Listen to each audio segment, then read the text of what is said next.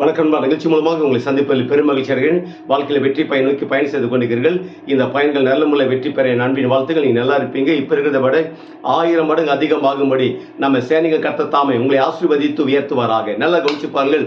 வாழ்க்கையில் லேட் ஆகுது, இன்னும் நடக்கலை, இன்னும் வரலை, இன்னும் அந்த செக் பாஸ் ஆகலை, இன்னும் அந்த ஊழியங்கள் மேலே கொண்டு வர முடியல, இன்னும் வீட்டு வேலைகள், அந்த கம்பெனி வேலைகள், ஜாப்புகள், ஒர்க்குகள், இன்னும் என்னென்ன டிபார்ட்மெண்ட்டை குறித்து குடும்ப வாழ்க்கையில் திருமண காரியங்கள், குழந்தைக்குண்டான காரியங்கள், பிள்ளைகளை படிக்க வைக்க வேண்டிய காரியங்கள், பரீட்சை காரியங்கள், ஊழியத்துடைய கட்டடத்து பில்டிங் வேலை என்னெல்லாம் நடக்கும்னு நினைக்கிறீங்களோ சோர்ந்து போகாதீங்க.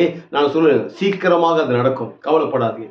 இது வரைக்கும் பொறுமையாக அந்த விஷயத்துல காத்திருந்தீங்க, இன்னும் கொஞ்ச நேரம் காத்திருங்க. அப்படி காத்திருக்கும் போது சீக்கிரமாக உங்களுக்கு செய்ய வேண்டிய நன்மைகளை தேவன் செய்யாமல் போவதில்லை. ஏன்னா உங்களுக்கு கொடுத்திருக்கிற வாக்கு தத்துவம் அப்படிப்பட்டது. அந்த வாக்கு தத்துவங்களை விட வாக்கு தத்துவம் கொடுத்தவர் பெரியவராக இருக்கிறார்.